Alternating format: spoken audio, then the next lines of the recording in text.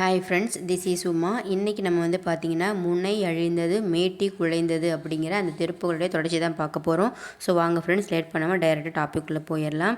நேற்று வந்து பார்த்திங்கன்னா வாய்ப்பல் உதிர்ந்தது அப்படிங்கிற அந்த வரியோடு நான் திருப்புகள் வந்து நிறுத்தியிருப்பேன். இன்றைக்கி அதற்கு அடுத்த வரியிலேருந்து நம்ம திருப்புகள் டிஸ்கஸ் பண்ணலாம். ஸோ இன்றைக்கி கண்டினியூ பண்ணுற லைன் வந்து பார்த்திங்கன்னா முதுகு வெஞ்சிலை காட்டி வளைந்தது. இப்போ இதுக்கான அர்த்தம் வந்து பார்க்கலாம். அதாவது நம்மளுடைய முதுகு, சரிங்களா, இளமை பருவத்தில் நம்மளுடைய நேராக இருந்த நம்மளுடைய முதுமை பருவத்தில் வந்து பார்த்திங்கன்னா வில் வந்து எப்படி வளைந்திருக்குமோ அந்த வில்லை போல் நம்மளுடைய முதுகு வந்து பார்த்திங்கன்னா நிலத்தை பார்த்து வளைந்து விட்டது அப்படின்னு சொல்கிறாங்க. ஸோ நிமிர்ந்திருந்த முதுகு வந்து பார்த்திங்கன்னா முதுமை பருவத்தில் வில்லை போல் நம்ம நிலத்தை பார்த்து நம்மளுடைய முதுகு வந்து வளைந்து விடும் அப்படின்னு சொல்கிறாங்க. அதாவது கூற்றுவனி தளர்ந்த பருவத்தில் என்னை உற்றாரும் மற்றாரும் வெறுக்கின்றார்கள். சரிங்களா, அதாவது இளமையாக இருக்கக்கூடிய பருவத்தில் எல்லாருமே வந்து பார்த்திங்கன்னா என்னை வந்து ரொம்ப சந்தோஷமாக நான் இருந்து சந்தோஷப்பட்டாங்க. ஆனால் இப்போ அதே உடம்பு தான் வந்து பார்த்திங்கன்னா தளர்ந்து போன இந்த பருவத்தில் என்னை பார்த்து என்னுடைய உற்றாரும் மற்றாரும் வந்து பார்த்திங்கன்னா என்னை பார்த்து வெறுக்கின்றார்கள். இனி நான் வந்து ஏன் இந்த மண்ணில் இருந்து நான் என்ன பண்ண போகிறேன், என்னோட முதுகாகிய இந்த வில்லை வந்து பார்த்திங்கன்னா உன்னோட பாச கயிற்றை கட்டி திருசூலத்தை வந்து பார்த்திங்கன்னா அதில் தொடுத்து என் உயிரை வந்து நீ கொண்டு போ அப்படின்னு சொல்லிட்டு அதாவது யமனுடைய பாச கயிற்றுக்கு வில்லை போல காட்டி வளைந்தது அப்படின்னு சொல்கிறாங்க. சரிங்களா, அடுத்தது பூதேவினா தெரியும் நமக்கு, பூமாதேவி. ஸோ நான் வந்து பார்த்திங்கன்னா உங்களிடத்துல தான் பிறந்தேன், உங்களிடத்துலையே நான் தவழ்ந்தேன், உங்களிடத்தையே நான் உட்கார்ந்து இருந்தேன், உங்கள் மீது நான் நடந்தேன், உங்கள் மீது படுத்து கிடந்தேன், உங்களிடம் இருந்து வந்தக்கூடிய நீரை நான் பருகினேன், உன்னிடம் விளையும் உணவை நான் உண்டேன், அகந்தை கொண்டேன், அதனால் இளமை முறுக்கினால் உன்னை பார்த்து அடக்கமாக நான் நடக்காமல் வானை நோக்கி திமிராக நிமிர்ந்து நடந்தேன்.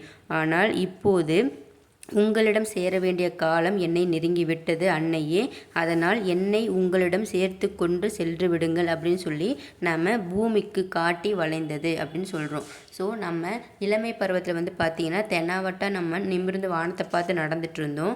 இப்போ அதே உடம்பு வந்து பார்த்திங்கன்னா கீழே பூமாதேவி கிட்ட வில்லை போல் வளைந்து என்னை வந்து உங்களிடம் சேர்த்து கொள்ளுங்கள் அப்படின்னு சொல்லிட்டு நம்ம முதுகு வந்து பார்த்திங்கன்னா வளைந்து பூமாதேவி கிட்ட என்னை உங்களிடம் சேர்த்து கொள்ளுங்கள் அப்படின்னு வந்து கேட்கின்றதா வந்து பார்த்திங்கன்னா இந்த முதுகு வெஞ்சிலை காட்டி வளைந்தது அப்படிங்கிற இந்த வரி மூலமா நம்ம தெரிஞ்சுக்கலாம். அடுத்த வரி என்ன அப்படின்னா பிரபையான முகம் இழந்தது. அதாவது இந்த இடத்துல பிரபை அப்படின்னா ஒளின்னு அர்த்தம். ஒளினா வந்து பார்த்திங்கன்னா வெளிச்சம், அந்த ஒளி. சரிங்களா, அதாவது நம்மளுடைய இரத்த பெருக்கினால் இளமை காலத்தில் முகம் வந்து பார்த்திங்கன்னா தளதளவென்று மிகவும் பிரகாசத்துடன் நமக்கு திகழும். அதே முகம் வந்து பார்த்திங்கன்னா முதுமையில் வந்து இரத்தம் வற்றி முகம் வந்து திரைத்து போய் கண்களில் குழிகள் விழுந்து புருவங்கள்லாம் மடிந்து போய் உதடுகள் வந்து பார்த்திங்கன்னா ஒரு வாழைப்பூவின் மட்டை போல் வந்து பார்த்திங்கன்னா தொங்கி விகாரமாக நம்மளுடைய முகம் வந்து ஒளியை இழந்து விடும் அப்படின்னு சொல்கிறாங்க. இதுதான் பிரபையான முகம் இழந்தது. அதாவது சொல்லுவாங்கள்ல, அதாவது சின்ன வயசுலேருந்து பண்ணி கூட பார்க்க அழகாக இருக்கும் அப்படிங்கிற மாதிரி தான். ஸோ நம்ம ரொம்ப அழகாக இருக்கும்னு சொல்லக்கூடாது. எப்படி அழகாக இருக்கவங்களாக இருந்தாலும் முதுமை பருவத்தில் அவர்களுடைய அழகு மொத்தமும் வந்து பார்த்திங்கன்னா ஒளி இழந்து ஒரு வாழைப்பூவின் மட்டை போல் நம்மளுடைய உதடுகள்லாம் தொங்கிவிடும் அப்படின்னு சொல்கிறாங்க. ஸோ அழகு வந்து ஒரு முக்கியம் இல்லை அப்படிங்கிறது வந்து இந்த வரியின் மூலயமா நம்ம தெரிஞ்சுக்கலாம்.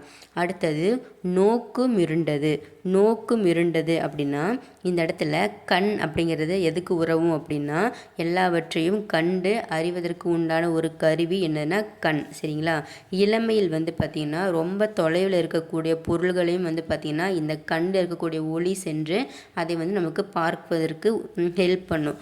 அதோட ஓட்டம் வந்து தடைப்பட்டு அருகில் இருக்கக்கூடிய பொருளை கூட நம்மளால் பார்க்க முடியாத அளவுக்கு நம்மளுடைய பார்வை வந்து இருண்டு விடும். எப்பொழுது அப்படின்னா முதுமை பருவத்தில்.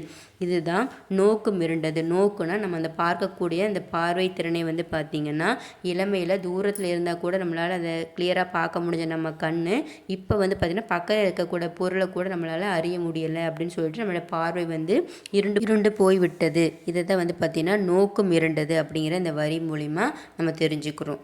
அடுத்து வந்து பார்த்திங்கன்னா இருமல் வந்தது. இருமல் வந்ததுன்னு என்ன அர்த்தம்? முதுமையில் வந்து பார்த்திங்கன்னா நம்மளுடைய துன்பங்கள் வந்து பார்த்திங்கன்னா பலவற்றுள் ஒன்றாக இருக்கக்கூடியது இந்த இருமலும் ஒன்று. ஸோ முதுமை காலத்தில் துன்பங்கள் வந்து பலவாறாக நம்மை வந்து தொற்றிக்கொள்ளும். அதில் ஒன்று வந்து பார்த்திங்கன்னா இருமலையும் வந்து பார்த்திங்கன்னா துன்பங்களாக சொல்கிறாங்க. இரவில் வந்து பார்த்திங்கன்னா வெண்கலம் போன்ற கண்ணீர் அப்படிங்கிற ஒளியுடன் கிழவன் வந்து இருமுகின்ற போது அவங்களுக்கு மட்டும் இல்லாமல் பிறர்களுக்கும் வந்து பார்த்திங்கன்னா அவங்க இருமக்கூடிய இருமல் வந்து மற்றவர்களுக்கும் இடர்களை விளைவிக்கின்றது. இடர்கள் அப்படின்னா எரிச்சல் பிரச்சனை அப்படின்னு சொல்லலாம். ஸோ அதனால தான் இருமல் வந்ததுன்னு சொல்கிறாங்க. ஸோ அந்த என்னோடய வயசான காலத்தில் எனக்கு இருமல் அப்படிங்கிற துன்பமும் வந்துருச்சு. இதனால் நான் இருமுனா மட்டும் இல்லை, எனக்கும் இல்லாமல் மற்றவங்களுக்கும் வந்து பார்த்திங்கன்னா ஒரே பிரச்சனையாக இருக்குது, தொந்தரவாக இருக்குது அப்படின்னு சொல்கிறாங்க. இதை தான் வந்து பார்த்திங்கன்னா இருமல் வந்தது அப்படிங்கிற வரிக்குண்டான அர்த்தம். அடுத்தது தூக்கம் ஒழிந்தது. தூக்கம் ஒழிந்தது அப்படின்னா நல்லாவே தெரிஞ்சிருக்கும். அந்த இருமல் வந்துகிட்டே இருந்தால் நம்மளால் தூங்க முடியாது. அதனால் அந்த இருமலோட விளைவால் என்னுடைய தூக்கமும் வந்து பார்த்திங்கன்னா என்னை விட்டு ஒழிந்து விட்டது. தலையை வந்து சாய்த்து படுத்தாலே எனக்கு இருமல் வருகின்றது. அதற்காக நான் இருந்தவாறே இரவெல்லாம் காலம் கழிக்க நேரும். ஸோ இப்படியே நான் இருமிக்கிட்டே வந்து பார்த்திங்கன்னா என்னோடய கடைசி காலத்தில் நான் இருக்க வேண்டியதாக இருக்குது. நல்ல தூக்கமும் இல்லாமல் எல்லா நோய்களும் வந்து பார்த்திங்கன்னா என்னை வந்து குடிகொண்டு விட்டதே அப்படின்னு சொல்லி நம்ம வந்து ஃபீல் பண்ணுற மாதிரி அர்த்தமாக இந்த தூக்கம் ஒழிந்தது அப்படிங்கிற இந்த வரியில் வந்து சொல்கிறாங்க. ஸோ ஃப்ரெண்ட்ஸ், இன்றைக்கி நான் தூக்கம் ஒழிந்தது அப்படிங்கிற இந்த வரியோட இந்த திருப்பூரை நான் ஸ்டாப் பண்ணுறேன். நாளைக்கு வந்து பார்த்திங்கன்னா ரிமைனிங் இருக்கிற லிரிக்ஸை வந்து நம்ம டிஸ்கஸ் பண்ணலாம். ஸோ வீடியோ பிடிச்சிருந்துச்சுன்னா மட்டும் சப்ஸ்கிரைப் பண்ணிவிட்டு யூஸ்ஃபுல்லாக இருக்குது அப்படின்னு நினச்சிங்கன்னா என் திருப்புகளை எல்லாத்துக்கும் ஷேர் பண்ணுங்கள். மறக்காமல் வீடியோ லைக் பண்ணிவிட்டு ஆல் அப்படிங்கிற அந்த பெல் ஐக்கானை மறக்காமல் ப்ரெஸ் பண்ணுங்கள். அப்போ தான் உங்கள் கமெண்ட்ஸ் எனக்கு ரிசீவ் ஆகும், என்னோடய ஆடியோ வந்து உங்களுக்கு வந்து நோட்டிஃபிகேஷன் ரிசீவ் ஆகும். ஓகே ஃப்ரெண்ட்ஸ், யூஸ்ஃபுல்லாக இருக்கிறத கண்டிப்பாக எல்லாத்துக்கும் ஷேர் பண்ணுங்கள். என்னோடய சப்ஸ்கிரைபர்ஸ் வியூவர்ஸ் எல்லாருமே இதை ஷேர் பண்ணுவேன்னு நான் நம்புகிறேன். ஸோ ஃப்ரெண்ட்ஸ், என்னோடய ப்ளேலிஸ்ட்டில் இருக்கக்கூடிய எல்லா ஷார்ட்ஸ் அண்ட் வீடியோஸை கேதர் பண்ணி எல்லா திருப்புகளையும் படித்து நீங்கள் முருகப்பெருமாடன் வேண்டுதல் வையுங்க. எல்லாரோட வேண்டுதல் நிறைவேறுவதற்கு என்னுடைய மனமார்ந்த வாழ்த்துக்கள். நாளைக்கு மீட் பண்ணலாம் friends. Bye bye. Thank you all my subscribers and viewers.